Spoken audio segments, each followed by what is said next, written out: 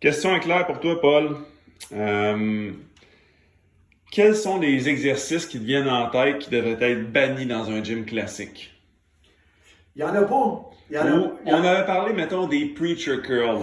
Ben, c'est pas banni, c'est faut faire attention. Tout mouvement qui est supporté, tu vas créer des forces de cisaillement. Donc, c'est sûr que si tu prends un preacher curl, tu y vas en contrôle, comme méthode bodybuilding, très lent, mettons un tempo, mettons du 3-0-3 ou ballon du 3-3-3. Il n'y a pas, tout ce qui est segmentaire devrait être fait sous contrôle. Ouais. Puis surtout quand tu es supporté, que ce soit un leg extension, que ce soit un leg curl. C'est quand tu vas mettre la vélocité dans le mouvement, l'articulation est supportée. Il faut faire attention, il n'y a pas de dissipation des forces de compression et de cisaillement. C'est là qu'il y a le danger. Dans la vraie vie, on n'a pas ça.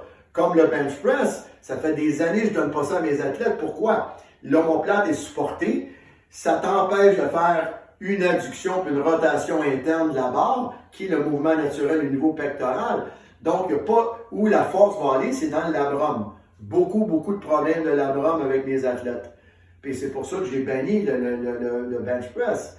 Si tu vas t'en servir de façon segmentaire, tu es mieux de prendre des dumbbells, puis pour différentes inclinaisons. Au moins, le dumbbell, même si tu es supporté, va te permettre une plus grande mobilité au niveau gléno-huméral d'un mouvement, avec ton poignet aussi. Le bench, la barre est prise.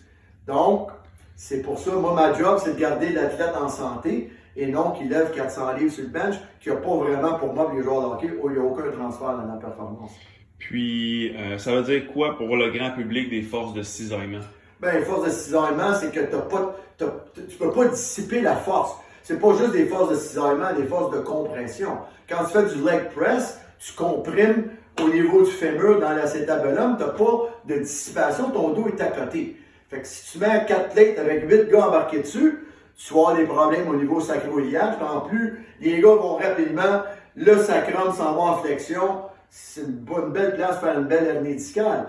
Donc, quand tu fais un bon squat avec une barre, c'est le même principe avec une Smith Machine. Tu n'as pas de mouvement, tu as beaucoup plus de compression puis de force de cisaillement au niveau des genoux et du bas du dos. Parce que tu n'as pas l'amplitude qui est normale par rapport à ton corps va dissiper les forces. C'est normal. Le petit genou qui rentre en dedans quand tu fais un squat, c'est normal un peu. Mais tu n'en veux pas un de même puis l'autre de même. C'est normal. Tu as un léger valgus, c'est une rotation interne. Il faut que ça soit contrôlé. Donc, il ne faut pas tout le temps avec les gros élastiques alentour des genoux.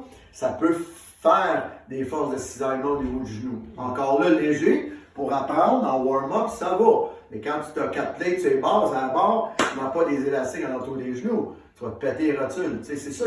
C'est juste une compréhension du corps humain. Le corps humain, on est sur 2 pieds, puis on bouge. Il faut toujours comprendre qu'on est 5 fois plus long que notre base de sport. Donc, dans tous les sports, il n'y a aucun sport que tu es couché sur le dos, ou tu es couché sur le ventre, ou tu as un support. Ça n'existe pas. Donc, tu dois être capable d'être adéquat, d'être capable de forcer et dissiper les forces, d'accélérer, de décélérer sur pied de casse, surtout au hockey avec des patins.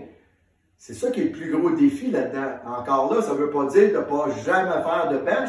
Moi, je ne veux pas, parce que j'ai eu beaucoup de joueurs qui se plaignaient de blessures aux épaules. Donc, ma job, quand je travaille avec des gars qui font des millions, puis que je sais que ça va emmener peut-être ça, ça ne me donne rien. Je ne prendrai pas de chance. Je pèse toujours le pour et le contre. Donc, c'est pour ça que la plupart, j'aime beaucoup mieux l'haltérophilie, qui est un mouvement de haute puissance. Quand il est bien enseigné, il est très sécuritaire. Bingo.